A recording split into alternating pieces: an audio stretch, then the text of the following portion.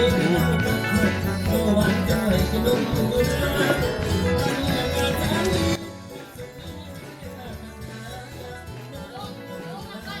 ้สูงน่ากันเลี้ยงเลยผ่านไป3 เดือนใหญ่ไว้ได้ปล่อยคลิปนะปล่อยได้คลิปนี้เผาเลยคลิปนี้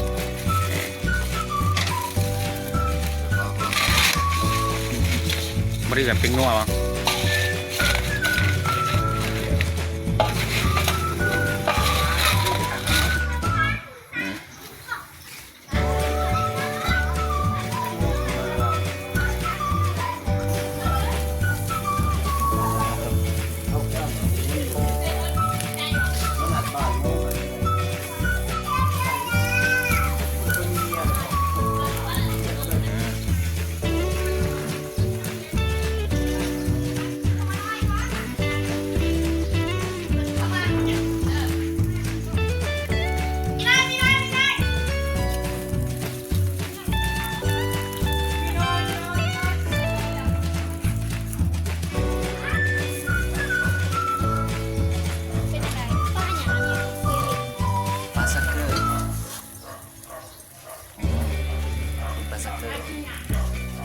มันจะเป็นแบบนี้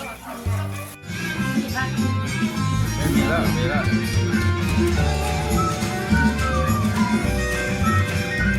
ชื่อเขาว่าตัวไหนลุงว่าตัวไหนมัดเลยบ่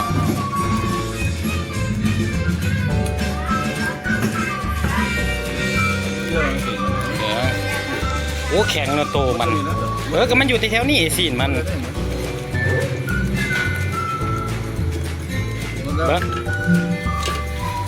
นี่เขาเห็นแล้วนี่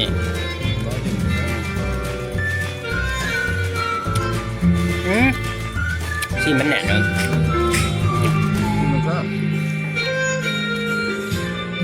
ปลาสเกิร์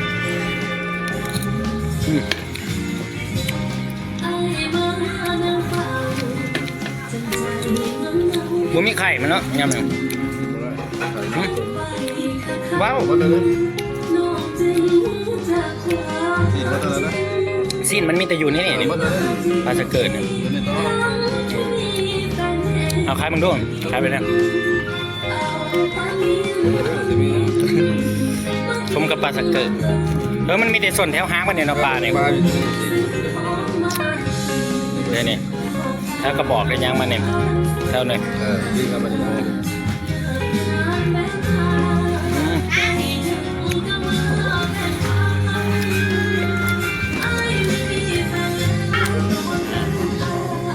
สเกิร์ครับบอกเลยไม่แต่ป้านี่เลยกินแบบไม่ได้ป้าอื่นกินพอได้หรอป้าอื่นนะมันบ่มีขนาดกระดูกเลยได้กระดูกมันอยู่น้ำเก็ตพี่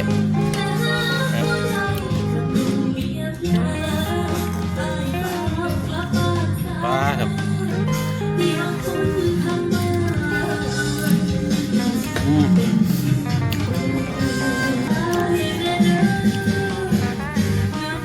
ถูกไปจนโบออกปลามังกร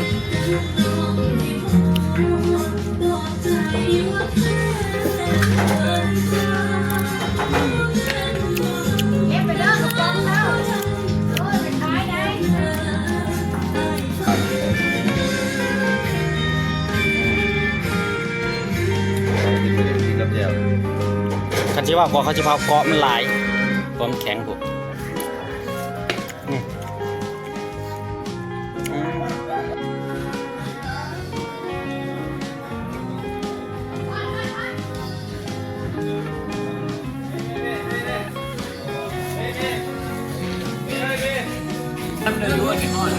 โอ้ยจะมาจัง